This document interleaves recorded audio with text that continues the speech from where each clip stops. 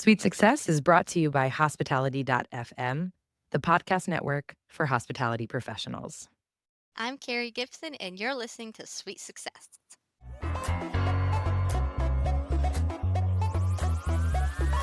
You've just checked in to Sweet Success. Join me, Katie Cline, for exclusive conversations with hotel executives, hospitality leaders, and industry innovators. Together, we'll uncover the strategies and techniques these masters of hospitality relentlessly refine. Whether you're already in the industry or just starting out, tune in every week to unlock the secret to your sweet success. Hello, everyone, and welcome back to another episode of Sweet Success. I'm your host, Katie Cline, and today I'm super excited to welcome Kerri Gibson to the show.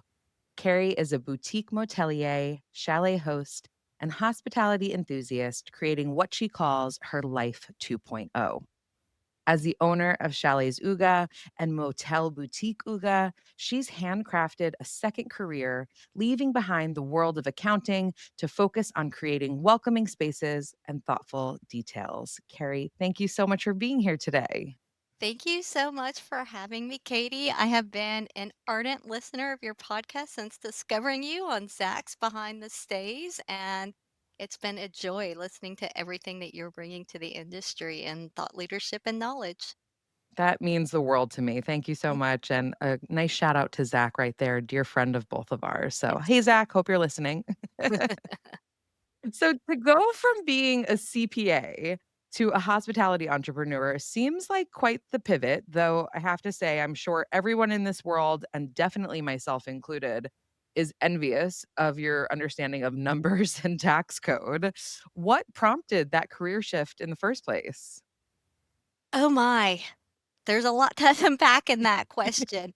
Yes, I started out my career as a CPA, and honestly, I never planned to be a CPA. I'm not sure that there's many people that say, when I grow up, I want to be a CPA. I wasn't sure actually what I wanted to do when it was time to go to university, and my dad had told me, he said, "You know, do accounting if you're not sure, because it's gonna give you a good foundation in business so that no matter which direction you end up taking, you're well versed in business." Mhm. Um, and you know what, Katie, he was 100% right, and Yeah. I went through my accounting course, and what doubled down on that is on my first accounting test, I got a D, and I had never gotten a D on anything in my entire life, and I was like, "Oh, heck no." Let me, like, double down on accounting, and, yeah, when I graduated, I went into a classic CPA firm, um, which is great for getting your foundations of all of the different practices of accounting, but I quickly figured out the traditional CPA role wasn't for me. And this was in 1998 when women in accounting still weared skirt suits and heels and to the office is a very traditional environment. And I quickly figured out, this really wasn't for me. And so I had an opportunity to go into a startup technology company focusing on building tech software for accounting firms. And that was my transition into tech, where I spent the next 22 years of my career and ended up working for a multi billion euro international company in the tax and accounting space. And by all accounts, I had a very successful corporate career. I got to do some amazing things. I think the highlight of my career there was that I was the co-chair of the committee that implemented the Affordable Care Act into the tax system on the Wow. yeah, it was really, really cool. I was invited to the White House twice to testify on the impact of the ACA, the Affordable Health Care Act, into the tax system and what that was going to be on taxpayers, because it's part of the tax return filing process, which was a Wow. super, super cool thing to be able to do. Yeah. Um, but yeah, after 22 years of doing that, I worked really, really hard like everybody in corporate, and I just reached a burnout where I was making too many sacrifices for my personal life and what I later came to discover were my core values, and that it was time for me to take a pivot. And it was my body, my brain, my heart, my soul that was kind of forcing me to stop. Like I had kind Mhm. of reached a non-functional space. So Yeah. after several years of thinking about it, I took the plunge and I actually left my corporate job with the support of my partner. And Katie, I had no idea what I was going to do, but I was so busy. I had no time to even think about what I was going to do. So yeah, um, that's how I pivoted. I left tech and corporate on a burnout, and I was thinking worst case scenario was I could always go back, right? So Mhm. my career wasn't going to be dead there. I would always have the opportunity to come back into tech and after taking a break. But the more I took my time off, I realized I didn't want to. And that's where hospitality kind of fell into my lap. We bought our first investment property that needed a lot of work to renovate to give me something to do because I'm not a sit around kind of person. And think I Netflixed and binged maybe like 3 days of my year long sabbatical. Just wasn't me. Yeah.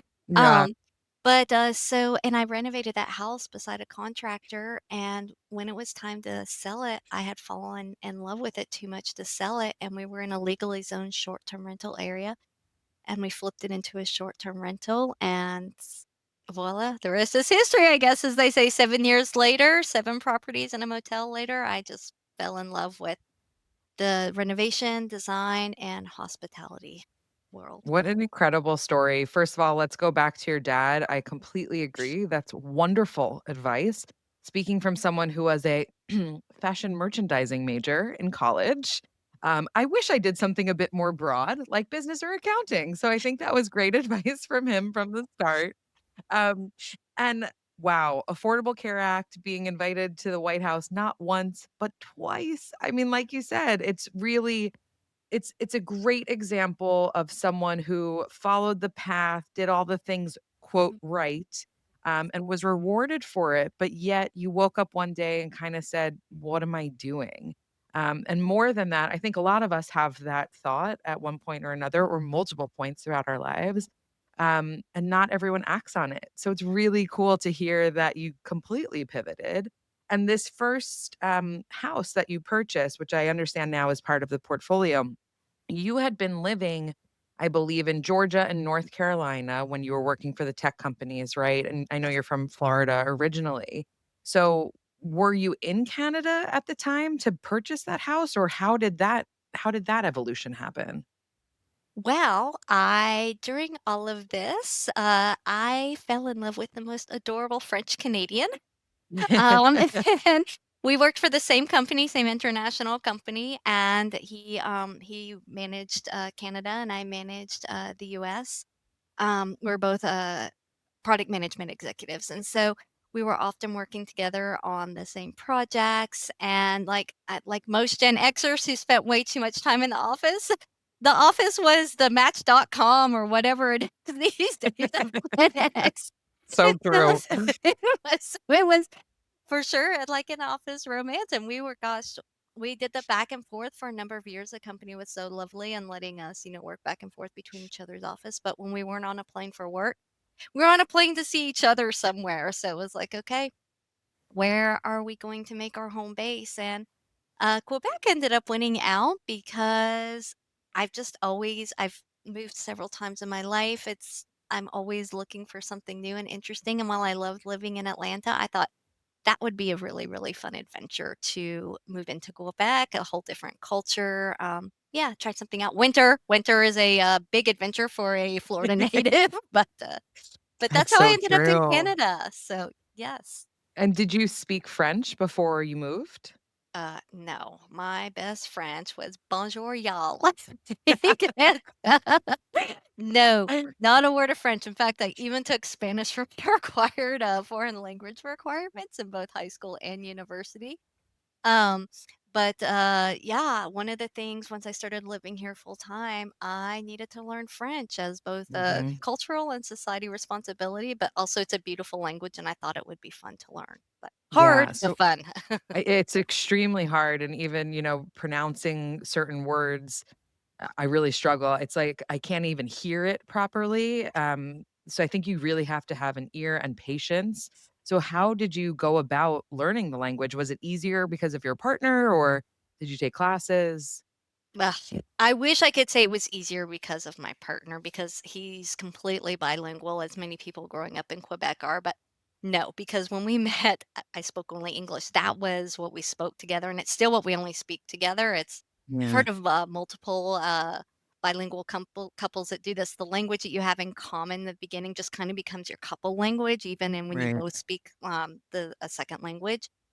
But, no, I ended up after I left my corporate job, I really needed to invest time in myself to decompress, like, my head was just a jumble nonstop whirlwind, and I needed to calm down and really learn to breathe again, and one way I did that, was I went to France for 3 months to learn French and, yeah, to, like, have a different pace of life, just because when you're home it's hard to, like, completely, like, change your mindset. So, Yeah. I spent 6 months in not 6 months, sorry, I wish, 6 weeks in Nice and 6 weeks in Paris, living with host families and going to school 8 hours a day, Monday through Friday, and then taking the train and touring France on the weekends, and yeah, so that's the best way to learn a language is complete immersion. I had no choice but to learn when you live in France and with families and around people that only speak the language. It's that or spend 3 months, of solitude, In which silence, yeah. yeah.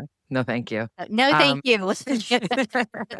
I think that's so smart too, and it makes sense to me about with your partner because I also think there's a level of insecurity with people that we know where we could practice together, but we're nervous about how we're gonna sound perhaps, and I know when we were living in the UK for about 6 years, and one of my dear friends there is from Peru, she was living in Brussels before they moved to London, so she's a native Spanish speaker, she speaks French, and she speaks English as well, and she said to me that one of the hardest things is not just learning the language, but then learning how to be yourself in that language, learning how to translate your humor and the way that you just naturally are in your native tongue.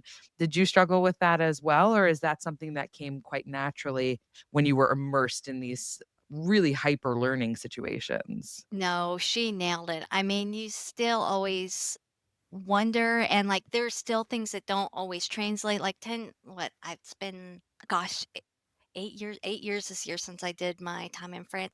And still every day, like, I'm questioning, did I use the right word? How do I say this? Like, exactly, especially humor is completely different in so many Yeah, languages. And so yeah, it's still, I don't think when you learn a second language as an adult and doesn't come, with infancy and childhood where it just becomes natural, you're always questioning. And yeah, the pronunciation is one of the hardest things for me, like you said, but, I lost my shyness with learning a second language. That's the biggest thing that I think came out of that 3 months is I lost my shyness, and you're gonna make errors and you're gonna make mistakes, just like anything in life, but if you don't just mhm, go for it and start doing it, you're never gonna figure it out and you're never gonna make those errors and you're never gonna improve, and so learning a language is like doing a mid-career pivot, you just right. do it and you start learning and you have to be open to learning, like, and you have to be open to making mistakes, which is hard for a lot of us to do. Myself included, I had to spend a year of sitting in discomfort of, really uncovering who I was and being honest with myself about who I was and where I wanted to be and what I wanted to push myself through. And that's an uncomfortable place to be to allow yourself to sit back and recognize that Yeah. about yourself and what you need to let go of and what you need to change.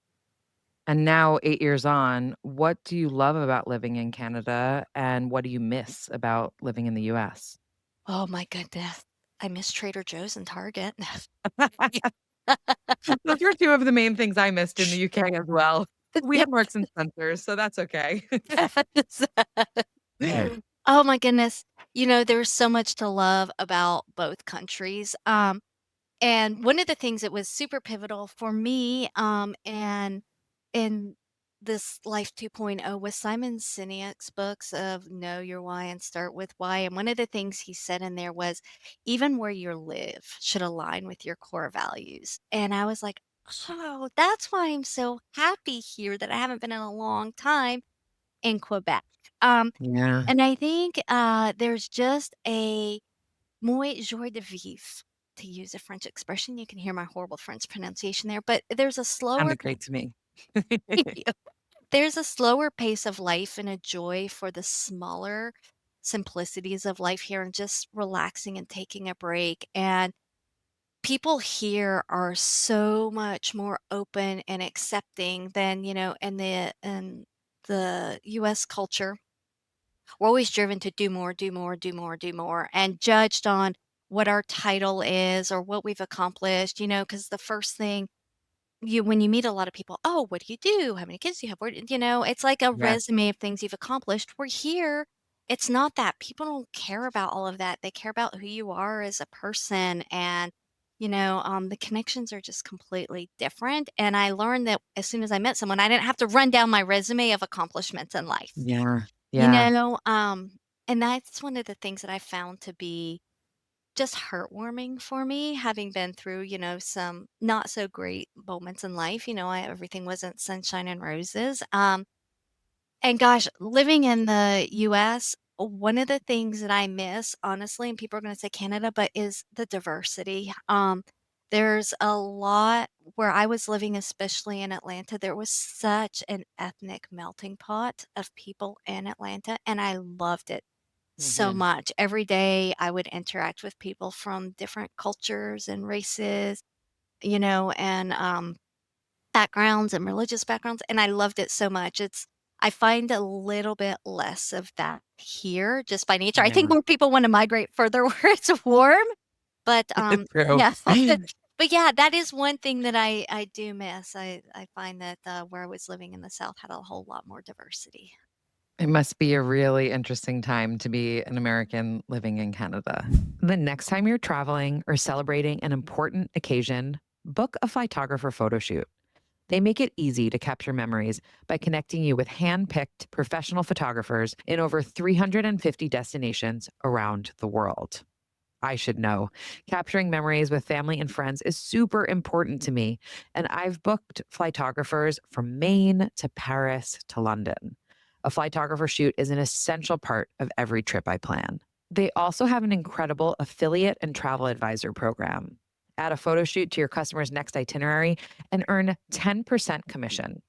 Visit flytographer.com/sweet success for $25 off your first shoot or to sign up as an affiliate or travel advisor.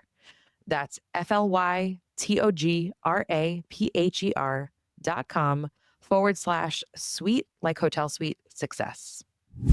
Oh, thank you for asking me that, honestly, because it's a conversation that, this year marks my 10th year of having, dual, um dual residency or, status in Canada and US, and it's never a conversation that I thought I would be having, and it's Yeah. honestly a hard one to have and think about. We jokingly have always in the US at least, I always refer to Canada as the 51st state, and I think that's because when I look back, the relationship between our countries was so strong, and it wasn't, anything that was negative, and there was some pride in the relationship of our 2 countries, and of course, it's a bit tense now, and, for all the things going on, and yeah, and so for me, I'm having to, like, really lead with my life with going back to my core values and remembering why I started my life 2.0 and when I'm making and faced with tough decisions every day because we're in the tourism industry right on the border we are faced with a strong Canada US relationship right here that is changing, and so it's tough making those decisions. And so I have to constantly remind myself of going back to my core values when I have to make a decision to let a vendor go or not participate in some of the events and conferences and things I would have before. I have to keep remembering to myself why I'm doing this, and how I need to refocus on what I align. What when we started chalets ago, you can tell it's a tough conversation for me to have just because, why we started the company, what our core values were when we started the company, and how does that align with today's political situation that we're in between the two countries. And personally, I've had nothing but, the personal relationships are still very, very good. It's just, Yeah. yeah, it's on the I business was side, the wondering tourist on the side. day-to-day if you felt anything, because one of the things I actually really liked about living in the UK is no matter where I was in London or, broader England, um, the moment I open my mouth, you can hear that I'm not from there, right? I could maybe blend in and you might think I am until I speak. And I imagine it's similar to you. Like it's a waving American flag each time that's like, she's not from here, right? So have you experienced any kind of difficulties with that? Or like you said, it sounds like the community itself doesn't go through that resume right away. So, maybe doesn't judge as harshly as other places might. I have had some of that. Of course, as soon as I open my mouth and they hear the accent, especially when I'm speaking French, I have a very strong accent, but they realize I am American right away. And I do notice more of a slight guard going up for those I don't know, like just coming in to the motel. Our guests are like, "Oh, where are you from?" Da, da, da. And you can sense a little bit of wariness in probing, and people will just outright I get outright asked what my political alliances are. And so that is something I have to tread very carefully, and I do have to, hey, I am here. I believe in Canada. I don't want Canada to be the 51st state. Like I'm right now I'm half Canadian in my heart. It is my adopted home, and I'm here because I Yeah. choose to be. And, yeah, so there is a bit more of that wariness, to be frank, as soon as you hear that. And they just wanna know that you're not, trying to take away the beauty that is Canada. Because Canada is a beautiful, beautiful place with its own culture. Yes, yes. Well, let's go back to your incredible chalets and the motel. You first started with the chalets. You mentioned that kind of became a little passion project while you were trying to figure out what's next. So, did you think at the time, did you have this grand vision of what it's going to become? Or was it truly just, let's just renovate this one investment property and I'll figure out what's next? You know, honestly, I had no vision what it was going to become, but one of the things that I had looked at, was, I think all of us again that have grown up watching like the Hallmark movies, like, oh, I'm gonna have a bed and breakfast. That sounds like just the dream life, right? So we did play around a bit, like looked at a few bed and breakfasts. And the numbers never worked on them, like, at all, and I have to say every bed and breakfast owner we met, they could not wait to sell fast enough. Like, I was like, "Okay, like, let's take a look here, like, at why, they burn out so much," Yeah. and, it's just because literally they're working like crazy, making up at crazy hours, making breakfast, cleaning up after everybody at the end of the day, and then getting up and starting all over again. And because it's a limited number of rooms in a bed and breakfast, the revenue is very, very limited. So you're Right. putting in a whole lot of time for very, very little return.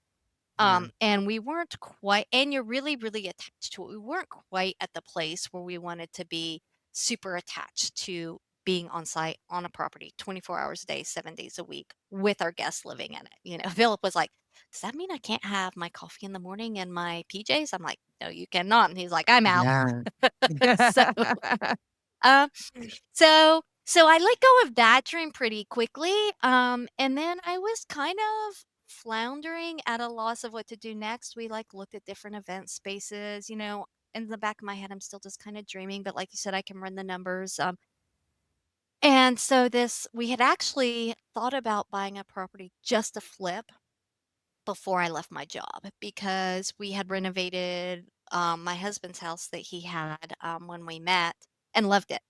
So when one came on the market, we, like, literally snatched it up the next day, and I honestly was not thinking about rentals in that way because I kept this was what, 2017? You heard all the horror stories about the Airbnb horror stories, and I'm like, "I just am Mhm. not up for that." But yeah, no, during the process, fell in love with it. Actually, we moved to Vancouver for Philip's job, right as the first house we were buying, the renovation was completing. And so in that time, we had bought another chalet that had come on the market that was a really, really good price, but it was a lot more turnkey. The first one we bought was a big mess. So we had 2 properties we had bought. None of them I had put on the market yet to rent. And then we moved to Vancouver, ended up just being a 2-year move, but then we had our house. So all of a sudden I had 3 properties to literally start renting at the same time, and I had never done it before. Wow. So I was managing all of this from Vancouver, flying back and forth, just getting the listings on what was at the time, all on Airbnb, learning how to communicate with guests, expectations, all of that. Um, and I fell in love with that whole entire process, and I told Philip, I was like, "I think I have my thing. Now I just have to figure out if we Mhm. can actually make money at it." Right. And he was like, "Okay, you go do your thing, like, eventually, like, you do it." We're in a good enough financial situation. Before I had left my job, we had, made sure we paid off all of our personal debt, including our house, and we had reorganized our expenses to align with a single income, Wow. home. Yeah, so he was like, "Go for it." And we kinda looked at it as I was building our future while he was maintaining our present, giving us the present to Oh, live, I which is love how we that. looked at it. Being a self-sufficient person who had always had her own money, paycheck, never relied on anyone, which is another piece of advice that came from my parents. Always be able to stand on your own 2 feet because you never know what life is gonna bring to you. It was a little hard for me to swallow, the fact that, "Oh, he's the only one bringing home money now," because the chalets were not making money, they were a loss at that time.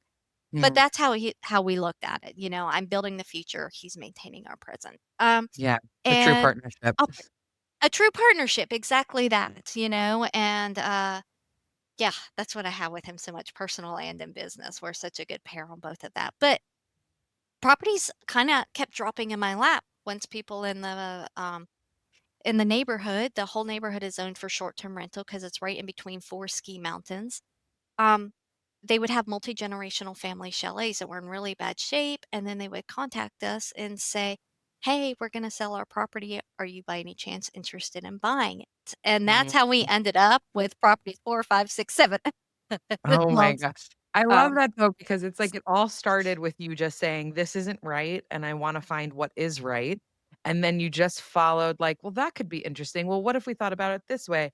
And then it was almost like the universe rewarding you and being like, "You're so good at this and excited about it. We're gonna actually just you don't even need to go on Zillow. Forget looking on Trulia. We're gonna send them right to you." it was really, I was surprised at the way that it happened, but it worked out so, so well.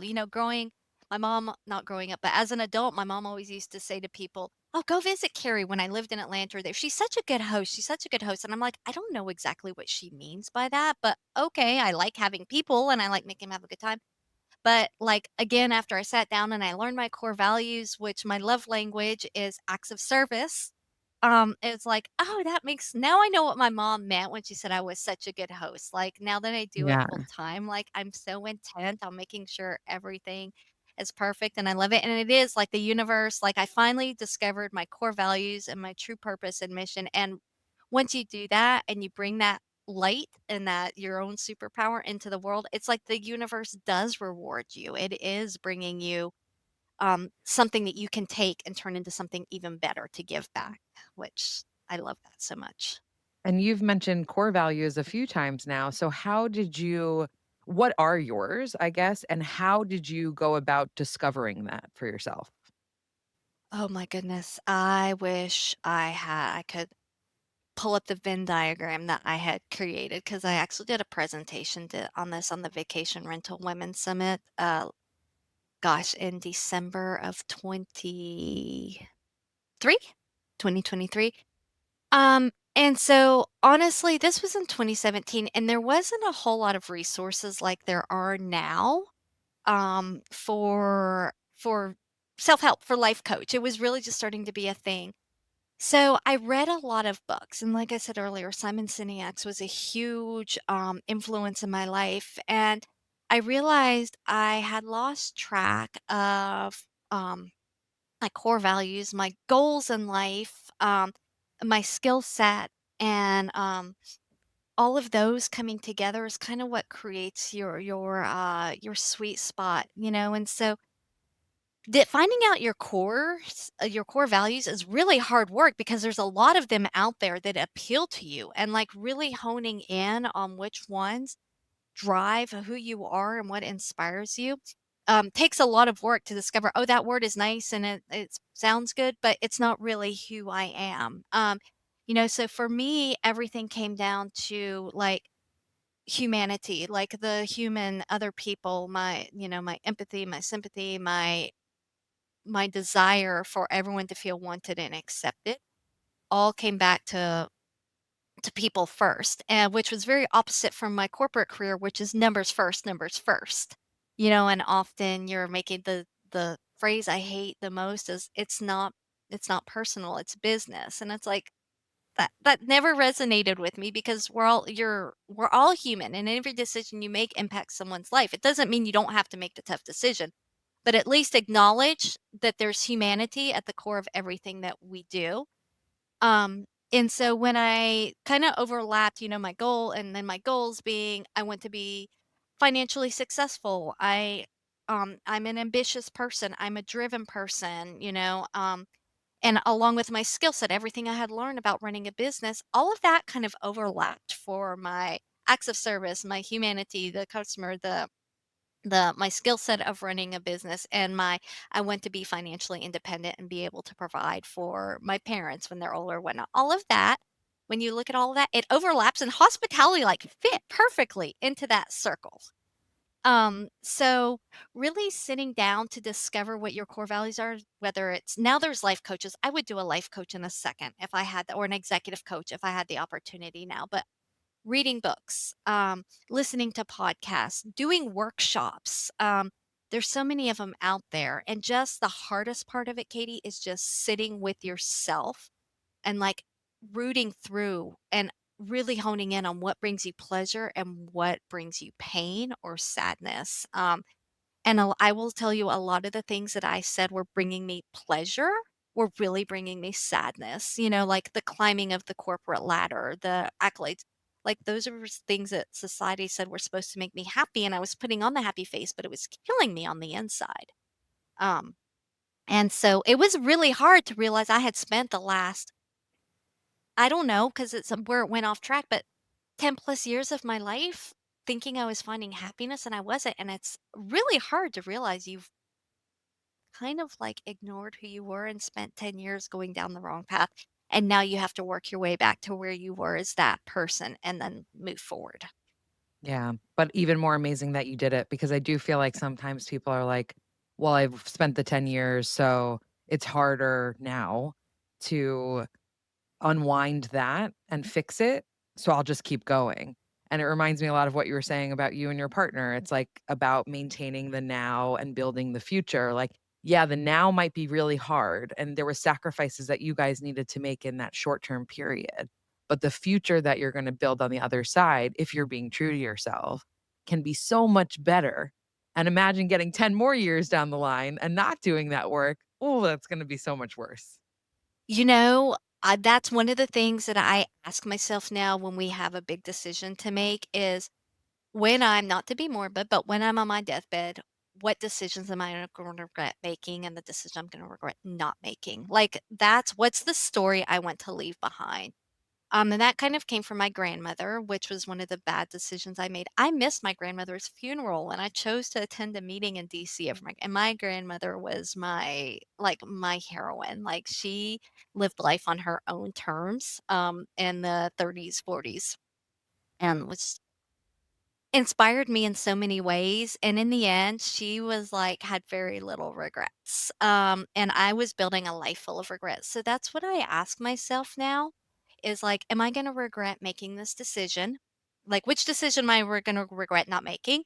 And the other question I ask myself is, "What's the absolute worst thing that can happen with this decision, and can I live with that absolute worst thing?" Those are the Mhm. 2 questions I ask myself when we're deciding to go with it to run with a major life choice.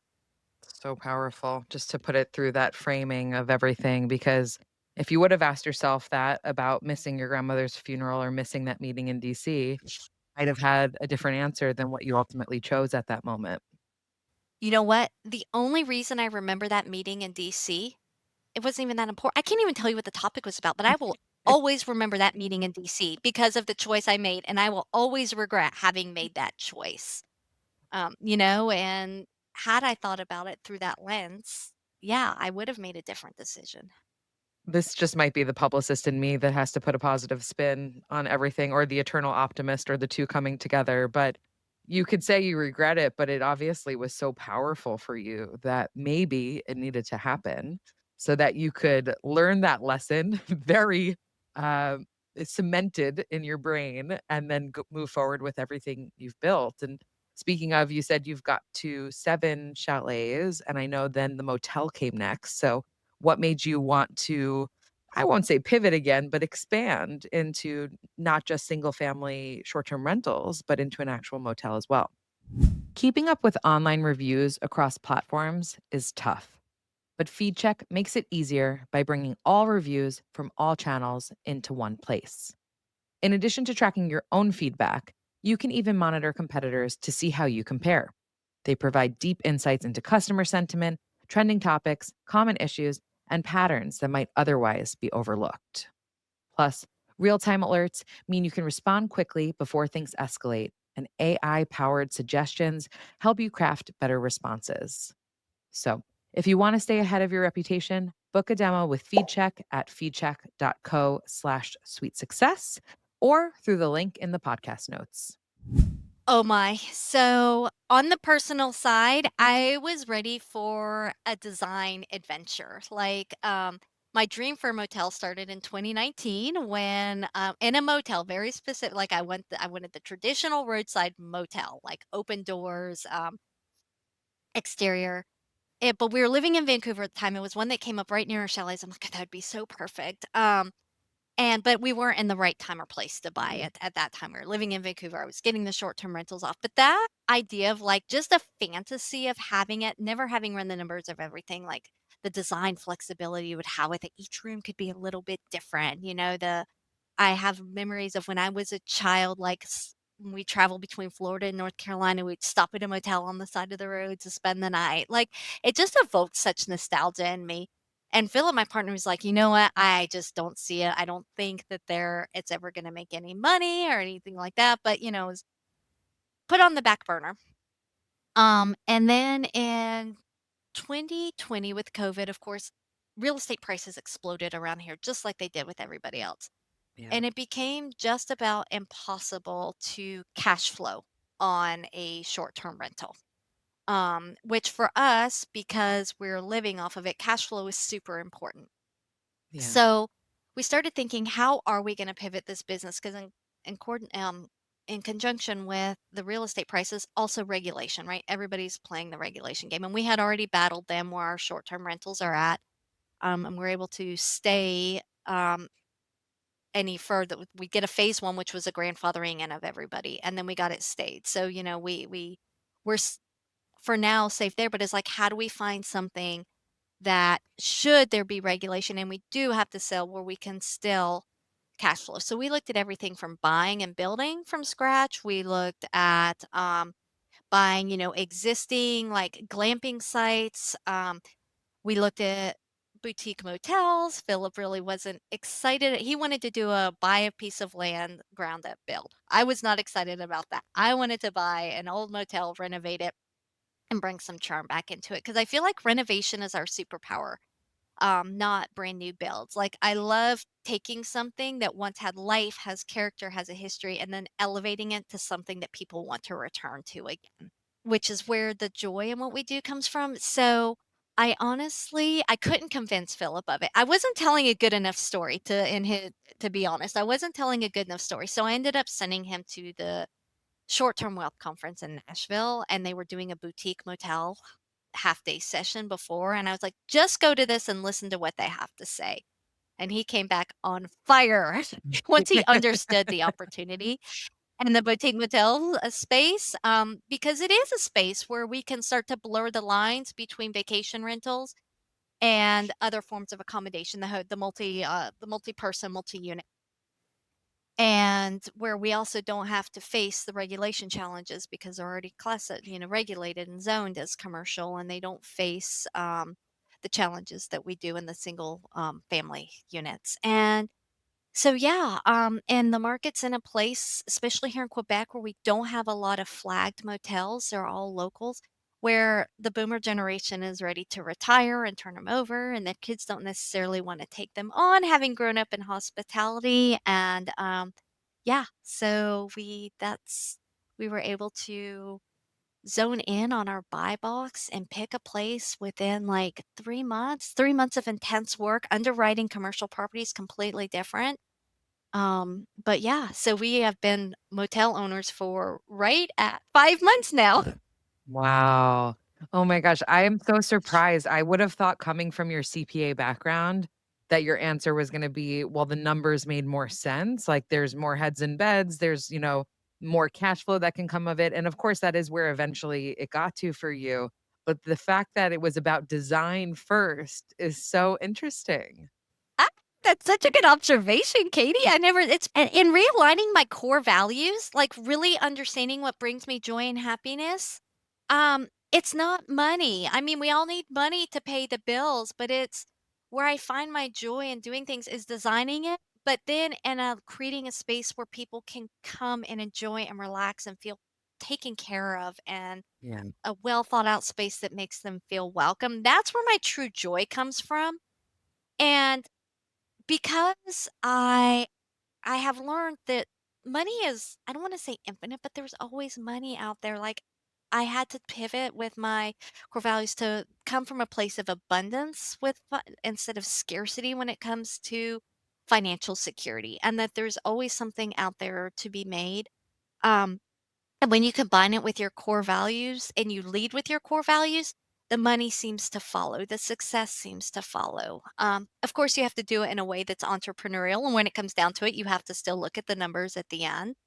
But yeah, I think that comes with the realignment of core values for me to put people and experience first, and then the money follows that. Yeah, the success has definitely come. You've built an incredibly engaged audience, which has resulted in a 70% direct booking rate. I mean, that's a stat that most of the big hotel companies would kill for. How did you do that? How did you build that audience? Oh my. So, as soon as I figured out that this business was going to be something long term and something that we could realistically create a living off of, and checked all of the boxes that, both from a personal and financial perspective, I realized at that time we were 100% on Airbnb, which Airbnb is an amazing platform for putting your property on for listing, but it's simply a marketing platform, and that's how I treat it. Is it's a marketing platform. I knew I needed to build a business that was not built on someone else's. Don't build your house on someone else's land, right? The traditional, and that's so very true because Airbnb is their own business, VRBO is their own business, Expedia, put any OTA's name in there. Just in the vacation rental, most of us happen to be on Airbnb. But their job is to make money for their business, which means their strategy is going to change to support that, not to support Kerri in Quebec, Canada, not to support, Katie. Where are you, Katie? In New York. In New York. Oh, I love New York. Not to support Katie in New York, but what's good for the overall business. And for me to assume that I'm always going to have success based off of whatever their future strategic decisions are was just not something, a bet I was willing to place. And I had already started building out our direct book strategy when COVID hit, and Airbnb did make that unilateral decision. Whether it was the right one or the Mm, wrong one is not a discussion, to have anymore, other than the fact that right, I lost 100% of everything due to their ability to make a unilateral decision. right. And knowing that that could continue going forward, it was like, okay, I really need to put some investment into building out a strategy. And because this is where all my corporate came in, I was able to build a successful business coming off of COVID with only at the time 6 properties and allow Philip to retire, is because of my corporate background. And I was a general manager of a division. And so general manager basically means a jack of all trades. I'm not really good at anything. I understood all the parts of a business. I understand the finances. I understood the marketing. I understood the development, the product development. I understood the voice of customer. I understood all the facets of running a business. And I was like, okay, I just have to apply all of those skills to my mini business in order to Mhm. build a brand. And so yeah, so that's where I started treating it myself, a different hat in each of these different decisions. I'm making, an acquisition decision to buy a property. Actually, Philip, I call our mergers and acquisitions department. And then once we buy it, we have to rehab it and turn it into a profit center. And then once it's there, we have to market it. And then when we market it, what's all the different ways we're going to market it? Um, and that's through the OTAs, that is through having our own website, that is through social media, that is through SEO, that is through, any paid advertising might do, that is through marketing partnerships, that is through social, and influencer collaboration. So just really looking at all of these options, which I could talk about this forever, and building out a comprehensive strategic plan for that marketing to bring them in using all of these different platforms side by side and growing them and Mhm. just doing that one step at a time because I didn't launch a website and go to 70% direct booking. Just doing all of those pieces in conjunction starts to weave together a story that all comes together in a direct book strategy. So engaging all of those pieces and learning all those pieces and giving myself the freedom to learn those pieces, like how to do collaborations, how to build SEO, and learning where I needed to hire people, contract people to help me out and make that investment. And I stumbled plenty along the way, but we have been now consistently, and we're on track for 2025, 3 years at a 70% plus. I Wow. say 70% because it might be 72, it might be 69, but we average out it right there. But yeah, giving myself the grace to learn to start making the baby steps. And if today I'm still making those steps, like I'm constantly learning and pivoting and making changes. Um, and so yeah, that's where people will ask me that, like, how do you get to 70%? And it's like through a lot of work. Like I'm not gonna lie, Yeah. it's a You start lot with of work. 1%.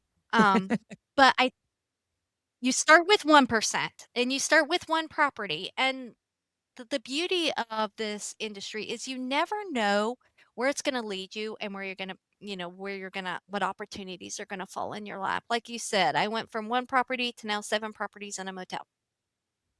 And I am now able to plug this motel into that direct book strategy that I have built for the chalets.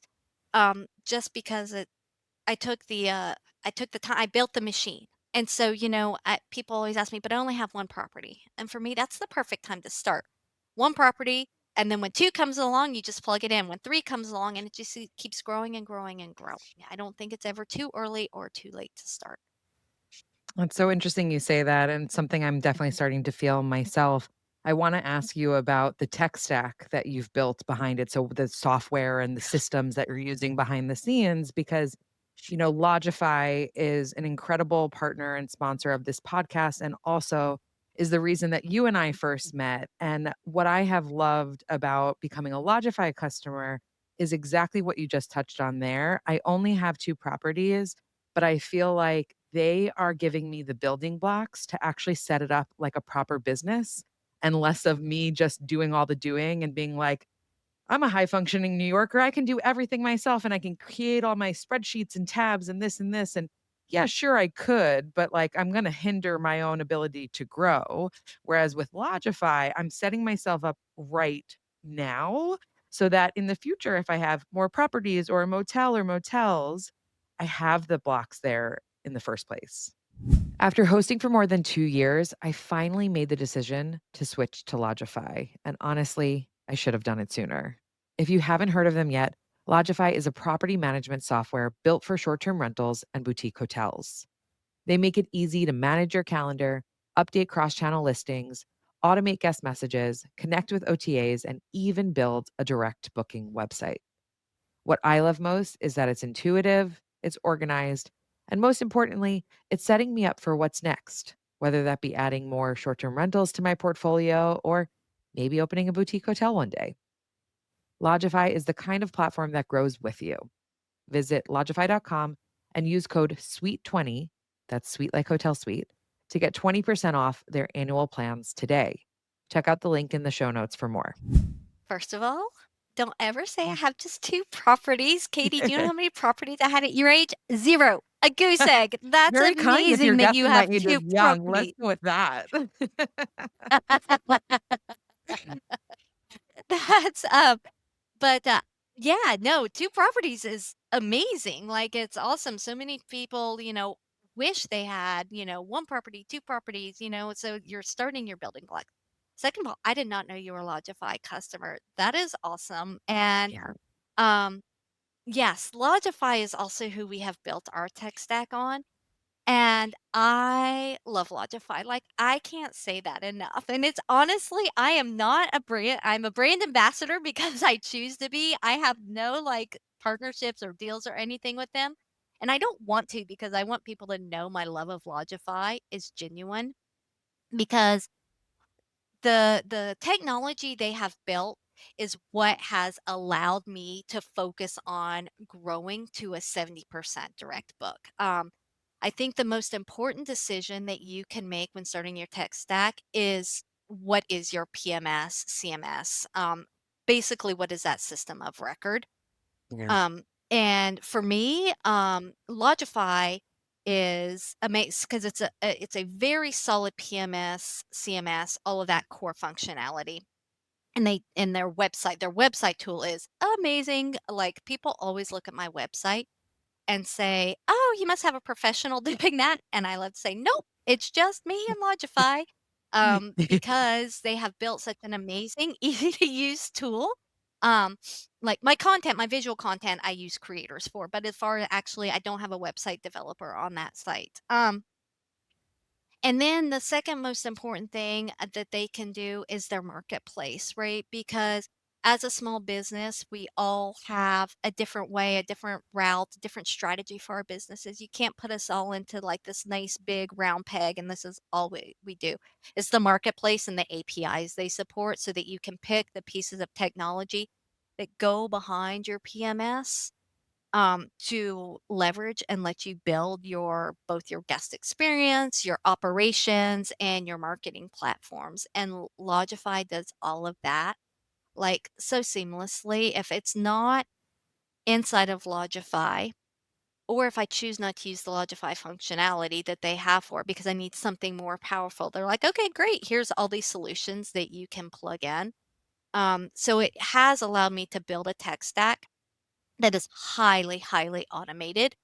And one of the big concerns that people have is like, yeah, but when I'm automated, I'm going to lose that guest experience.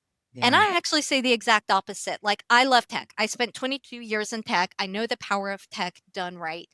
And it allows you to automate those everyday tasks that are repeatable over and over and over so that you can focus on that personalized guest experience so that when they do have a question, you're not overwhelmed like with all these other repeat communications you're doing or you're not doing y- accounting transactions, but whatever, everything that can be automated so that when they do have a question, you're there and you're fresh and you're ready to answer, or you're spending time at the property, making sure everything's where it needs to be, that it's the right guest experience, that things are refreshed and clean. And um, so I have guests that I we've never met in person. And they never even sent us one message, like from the time they booked to the time they left, like one personal message.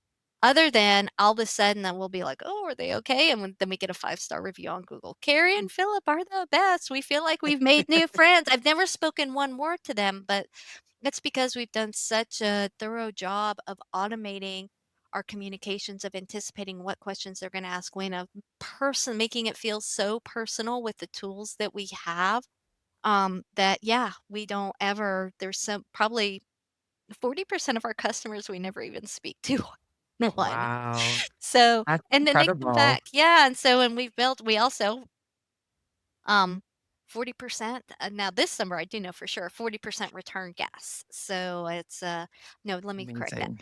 34% return guests, 6% referrals that we know of. So 40% of our guests come from existing guests that we Existing know of. gas. There's probably more referrals, they haven't told us. Yeah, Um, that's amazing, and it also, not for nothing, as lovely as you and Philip are, I'm sure, when people book to come stay with you, they're not coming for the experience of getting to know you, that's just like gravy on top of it, right? yeah. They're coming for the connection with the other people that they've booked with.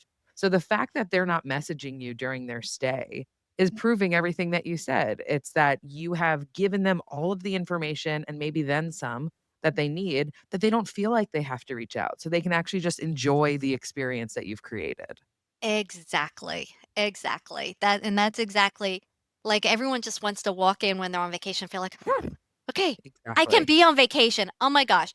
Where's this? Where's that? How do I do this? How do I do that?" You just Yep. make it so easy for them to be there. And building that that it being so easy takes a lot of work on the back Yeah. end. It really, Yeah. really does. But doing it on the back end or before pays off so much in dividends in the future, not only in your time, but in your guest happiness. And with 7 properties and the motel now, what does the future look like for you guys? Are you Oh my thinking about more expansion? Or are you thinking about really focusing on what you have? What do you think? Have you seen those Instagram reels where it's like, here's the wife that wants to, list off like 7 things she wants to do, and the husband's like, "I just wanna drink my coffee." That's me and Philip 100%. I'm always like, "Oh, we should do this, we should do that," and I'm constantly sending him he's like, "Can we please just get through the hotel?" Um, you know what, Katie? I can't say we have any definite, answers. We're gonna spend the next year, renovating this motel. We have a lot of plans for it. And yeah, just kind of trying to be in the moment. And like you said, it seems that the universe brings us something at just the right time. And Yeah. so I'm not stressed about it. We will see where it goes. We're doing this because we love it. And the minute Mhm. it stops being fun, is when we know that we've either reached our limit or it's time to move on, but we're nowhere near having like stopped having fun. We still get excited for every single guest to arrive to talk to them. We still get excited to wake up every morning. Like when I was in corporate at the end of my career, every day was like, I just have to get through today. Or it's Tuesday, one day down, this many. And my dad would always say, Carrie, you're wishing your life away.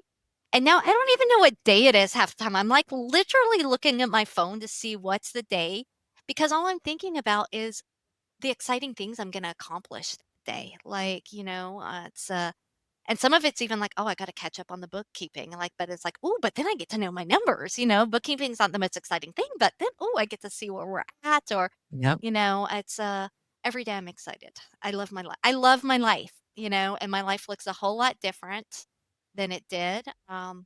But I wouldn't trade it for anything. Like you said, the corporate got me to where I'm at today, and it was a season of my life that was Yep. supposed to be, that was meant to be. And Yeah. had I not faced the burnout and been with myself, I would still be doing it, and I would have never learned that I could accomplish this because so Yeah. many people say, "You're a CPA who designs motels?" Yes, I know. Who knew? I had no idea.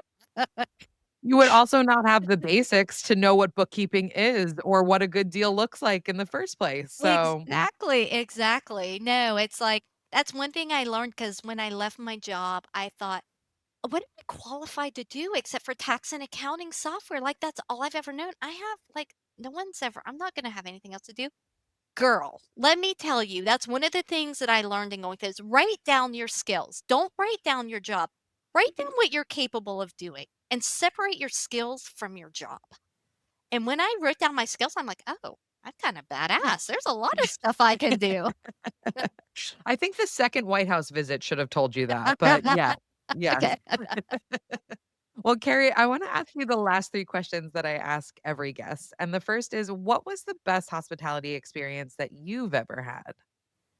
Oh my goodness. I couldn't think of like one specific place, but I will tell you this. Every time I think about where my heart was happiest and filled was when it was staying at a small accommodation that meant something to someone. So a small business. So to give you an example, last year we took my parents to Europe for their first trip, and we stayed at this most charming farmhouse in Bordeaux, where it was the guy was in his 80s. He had grown up there and given birth, and telling the story of the house and why it meant so much to them when they were doing it. When I think back, it's always the small personal experiences where I felt the most hospitality, whether it was in a small business, their shop, they're selling goods that they had made, or they were staying in someone's house or someone's restaurant that they had.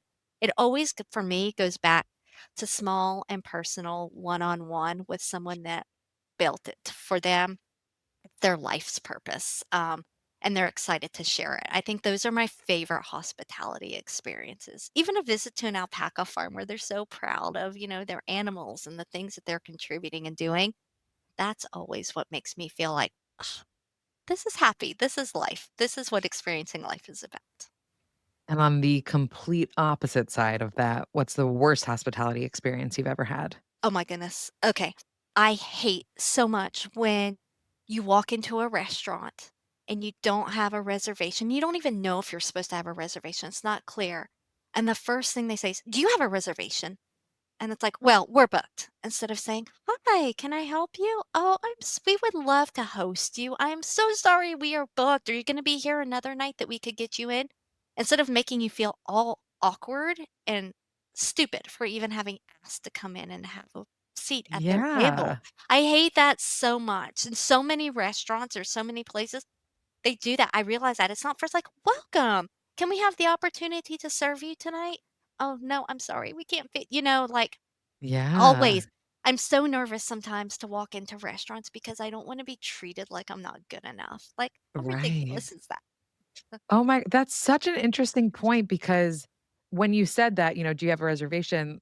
I was like, "Yep, that's what they say when you walk in." And then actually when you zoom out, you're like, "Hang on, you're right." Like your whole introduction was just like putting an arm out and saying like, "Are you allowed in here? Do you have a pass to get in? Like, do you have a That's hall pass, missy?" that's always how I feel. Like, when I'm always Philip's like was like, "Go see if they have a place," because I don't wanna feel, like, embarrassed or ashamed that I asked to eat at their restaurant. That you asked to pay them money for the thing they're in business for. Yes. And final question for you. What does hospitality mean to you? And is there anyone, a person, a brand that you think has truly mastered it? Hospitality means to me that you have created Uga is what hospitality means to me, and the definition of Uga is finding joy and happiness in the small, simple moments of life. That is the meaning of our brand, and that's what hospitality is to me. When a guest says, "Our coffee on the patio with my 77-year-old mother was one of the moments I'm going to remember for the rest of my life." It wasn't huge, it wasn't over the top, it was just a moment where you feel at peace and content with where you're at and who you're with. That's what hospitality is, creating that moment for people, allowing them to have that moment. Um, goodness, a brand that has nailed that. Again, I'm gonna go back to all the small businesses that are doing it for their pleasure, like, doing it out of sheer happiness for creating those moments, for putting the people ahead of the money, and that's what small business is. I feel like I'm kinda copping out on saying that, but that's really it's awful that I can't even say, like, the names of some of these small businesses, but that's what it is, this collection of small businesses that have touched me and inspired us to be who we are by having experienced what they're bringing into the world. Well, Carrie, this has been such a joy, so much fun. I have so much inspiration after talking to you. Thank you for taking the time to chat with us today. Absolutely, Katie. Thank you so, so much to you and Logify for inviting me to do this. All right, everyone, it's time for today's sweet summary where I break down the key insights and actionable takeaways from today's conversation. Carrie is the true embodiment of someone who is willing to put in the hard work. She chose to leave her corporate job after realizing that while she might be perceived as successful, she wasn't happy.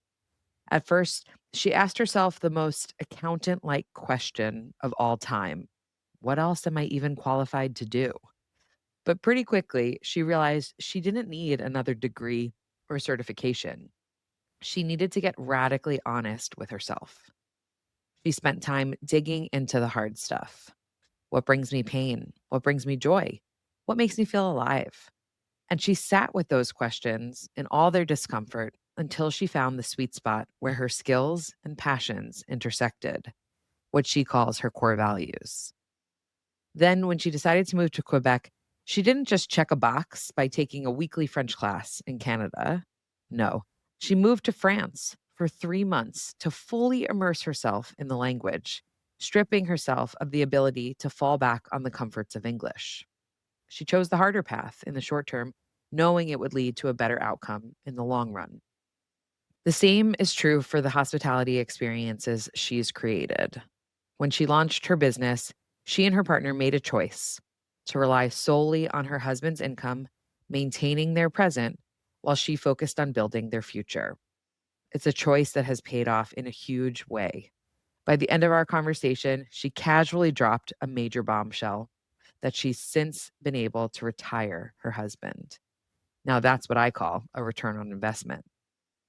Even when it comes to something as unsexy as building a tech stack, she doesn't cut corners.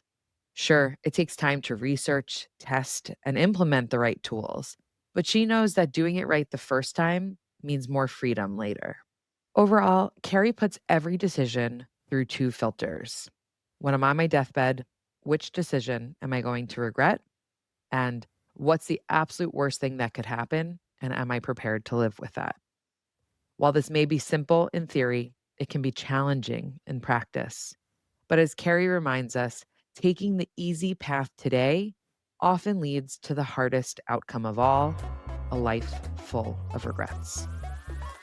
And that concludes another episode of Sweet Success. If you enjoyed today's conversation, please subscribe, rate, and review the show. We all know how important those 5-star reviews are. I also want to say a massive thank you to each and every one of you for tuning in. It means the absolute world to me. And I'd love to hear from you. If you have ideas for future guests, new topics to cover, or even just want to say hi, don't be shy. Message me through our website, sweetsuccesspodcast.com, or on social media at Sweet Success Podcast. That's sweet like hotel suite. Once again, I'm your host, Katie Cline, and I'm super excited to see you all next week.